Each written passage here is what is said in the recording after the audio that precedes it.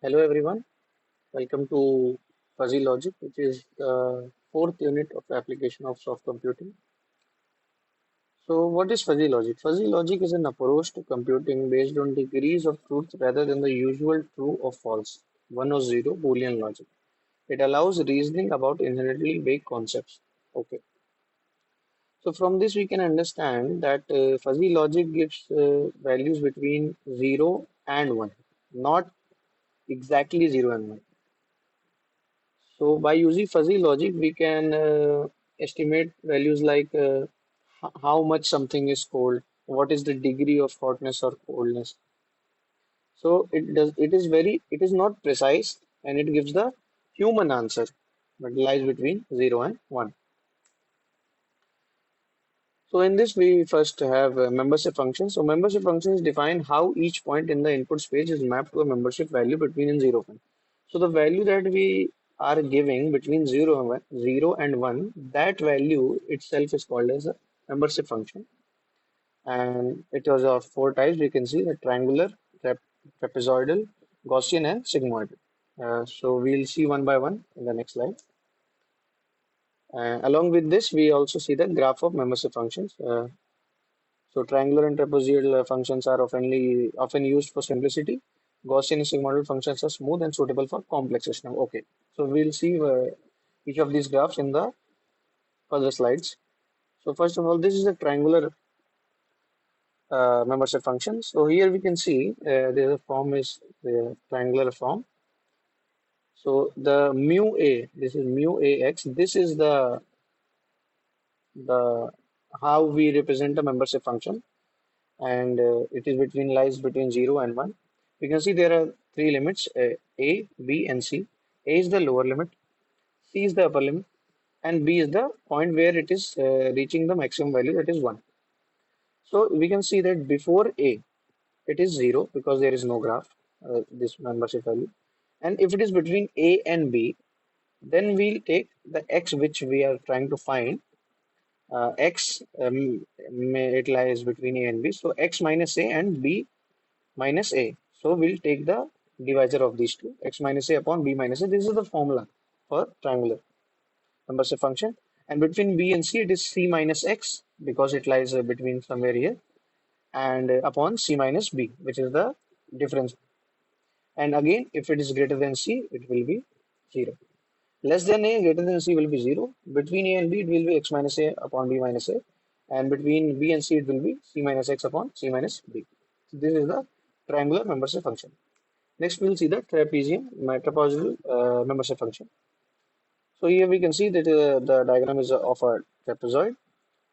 We have A as the lower limit, D as the upper limit, and B and C is the lower. This is lower support limit, and C is the upper support limit. Okay. So here we can find like this that if belongs to if x is less than A and or x is greater than D, then it will be 0, of course, where there is no graph, we can clearly see. And between A and B, it is the same as x minus A upon B minus A. Between B and C, we can say the continuous graph is of the highest value, that is the 1. Means it is true, we can say it is sort of a very precise value. So between B and C, the value is 1, and between C and D, it will be the same, D minus x and upon D minus C. Okay, so this is the Gaussian graph. It is a bell shape resembling a normal distribution curve, and here we have a center in a standard deviation. Here the membership value is defined as e raised to the power minus x minus b whole square upon 2k square, where k is the standard deviation. We have seen that these the triangle and trapezium are for simple concepts, and the Gaussian and this one Gaussian and sigmoidal here. Triangular and trapezoid are for simplicity, and Gaussian and sigmoidal are for smooth and suitable for complex system. We can see this was linear, so very easy to understand these two. And this is complex, that's why we have that logarithmic function here. So this is the for this is your Gaussian, and this is your sigmoidal. So here we can see sigmoidal. A is the midpoint, and C is the A is the slope, and also the midpoint. C is the point where it starts to uh, attain value 1, which is the maximum value. Here the membership function is 1 upon 1 plus e raised to the power minus a into x minus c. So we have had four types of membership function: triangular, trapezial, Gaussian, and sigmoid. Okay, so now we further move on for what is fuzzification. So fuzzification is the process of transforming crisp values into fuzzy sets using membership functions. Okay. So first of all, what are crisp values? So crisp values gives the precise or the exact solution. They are the extreme solution. They are either 0 or 1. So crisp set contains only two values, which is 0 or 1. Either it is true or either it is false. The in-between values, starting from 0 and till all the integers till 1, we have the fuzzy set. It belongs from 0 to 1. So fuzzification is the process of transforming crisp values into fuzzy sets using membership function. We'll see how that works. So when given a crisp value x and a membership function mu a of x, the fuzzified value is mu a x, of course. We have a crisp input x and a membership function is this. So the fuzzified value, we are using the term fuzzification, means the crisp value is being fuzzified. It is being converted into a fuzzy set. So this is called as fuzzification. We'll see how it is done. So this is the inference rule that we used here. That we use here. First of all, here we can see clearly there's a crisp input set. We get an input which is of crisp because we are converting crisp into fuzzy. Then we have the fuzzification module. Fuzzification module, what it will do? It will convert the crisp input set into fuzzy input set. Okay. So this fuzzy input set will go into an inference engine, and we here we apply some rules, the inference rules of inference which are applied, and again this inference rule gives fuzzy set as the output. It doesn't change because this is a fuzzification model, so crisp set changes into fuzzy set, but this doesn't change the fuzzy input set. It remains same as the fuzzy set. So fuzzy input set comes out as fuzzy output set and then again goes into the defuzzification. So if we see fuzzification means converting crisp into fuzzy, then defuzzification must mean converting fuzzy into crisp. So what happened, overall what happened, that crisp input set, we have an input which is crisp. Then it goes into the fuzzification module. Then we obtain a fuzzy input set. Here this fuzzy input set acts as an input to an inference engine where some rules of inference are applied. Then the same input set acts as an output for the defuzzification module, and we get the input as final input as the crisp output value. So crisp input and crisp output. Okay. This is the inference model. Now we move on to the fuzzy if-then rules. So these rules define the behavior of fuzzy systems in linguistic terms. Okay, we'll see if-then. That these are used in the programming languages also. That if this and then what we have to do based on conditions. So fuzzy rules takes the form: if x is a, then y is b. Example: if temperature is high, then fan speed is fast. It's a very basic. You can understand that if x is a, then y is b clearly. So this is called as the fuzzy if-then rules, which is the same as any English grammar or any programming language you might have seen. Now inference in fuzzy logic. What is inference? The inference engine evaluates the fuzzy rules and combines them to produce the fuzzy output. This is the same diagram of the inference engine which we have studied. So the methods are Mandani inference method, Larson product inference method, example, and rule set. Okay. So we'll see what are these. So first we are going forward with fuzzy implication. So fuzzy implication defines how the antecedent and consequent are related in a fuzzy rule. So the minima, the Mamdanic, we take the minimum of A comma B. Larson, we take the uh, Cartesian product A cross B. And Gödel, we take if A is less than equal to B, then 1, else it is B. Means if A is greater than B, then it is B. And in other cases, it is 1. So this topic, this Mamdani and Larson, this is not part of our syllabus, but we can see here. So fuzzy algorithm. What are fuzzy algorithms? Process data using fuzzy logic rules and membership values. What are the applications of fuzzy logics? Pattern recognition, decision making systems, and control system. These are the real world applications that fuzzy algorithms are used here. to recognize some sort of pattern to in decision making problems. Maybe in abstract problem or somewhere we can use them. Yeah, control systems also. So now this is a very important topic of the syllabus, which is defuzzification. So here we have some methods of defuzzification. Defuzzification, what it means? It just means converting fuzzy output into a single crisp value. So there are some common methods. First method is centroid, center of gravity. This is some formula. Bisector method, mean of maximum, Solis, Lassiter.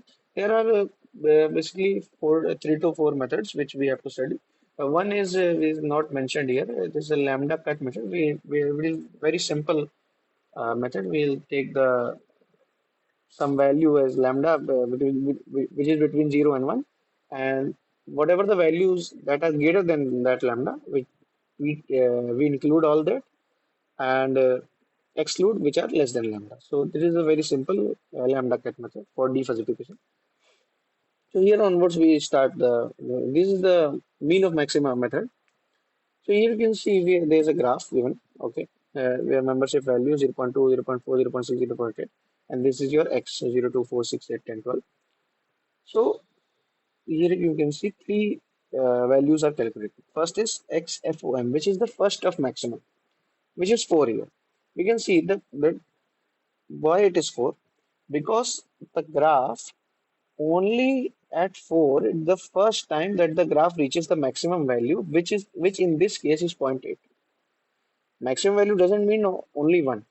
So here the graph reaches 0.8 for the first time. So this is why the first of maxima is 4. Last of maximum, the last time where the graph reaches the maximum value, which is at 8. At x is equal to 8, the value is 0.8, and after that it never reaches 0.8 again, which is the maximum value. So the last of maxima is 8. Okay. Now this is the mean of maxima. Mean of maxima is just the whole part where the graph was the membership value was maximum the whole time, which is between 4 and 8. So 4 plus 6 plus 8 is 18, and upon 3 we'll take the mean, that is 6. So the mean of maxima comes out to be 6. So this is the first method where we calculate the crisp value according to the maximum. Okay. So this is the second method. Second method, which is the area method. Here we have two sets. Then see, this is the set. This is the value. There 1, 3, 7, 8. These are the values, and the values associated with them are the membership values 0, 0 0.5, 0 0.5, and 1. You can see that these values lie between 0 and 1. So this 0, okay. So what we have to do, we have to convert this fuzzy set into crisp set, because what we are studying is defuzzification. Okay. So we plot these two sets together on the graph. This is set C1 and this is set C2. Okay. Now you can see the formula, this value x over how can we find x is A1 x1 plus A2 x2 upon A1 plus A2. Okay. So what is A1 and what is A2? So A1 and A2 are the areas covered by the graph.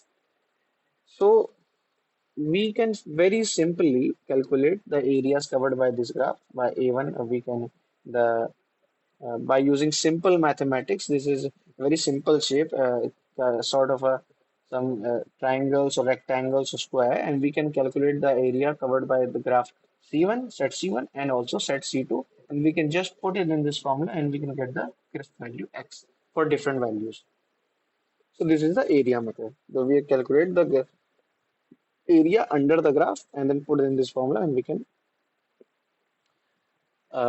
get our required crisp value.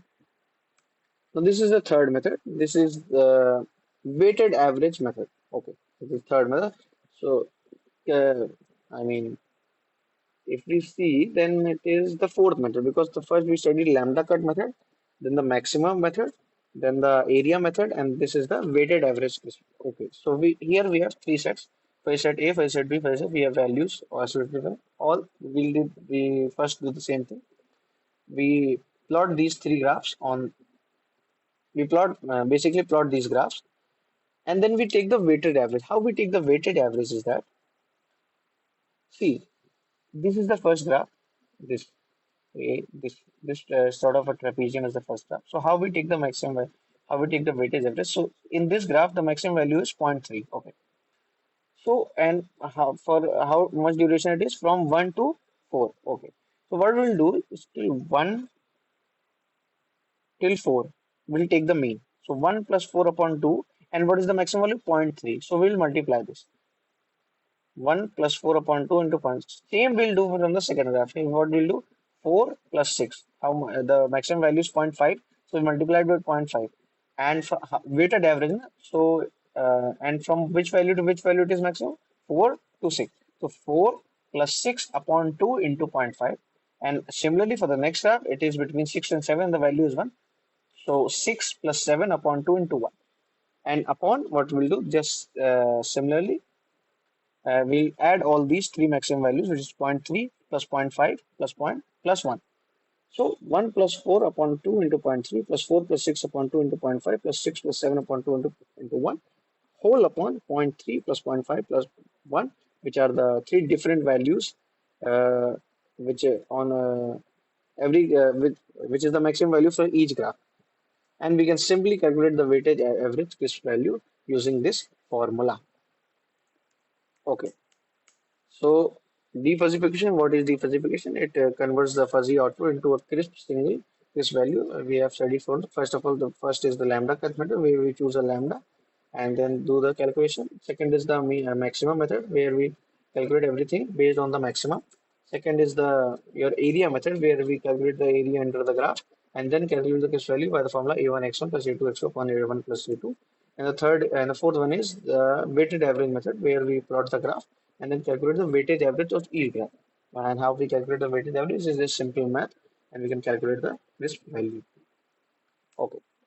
So now we come on to fuzzy controller. Oh, a fuzzy controller mimics human decision making by using fuzzy logic. Okay.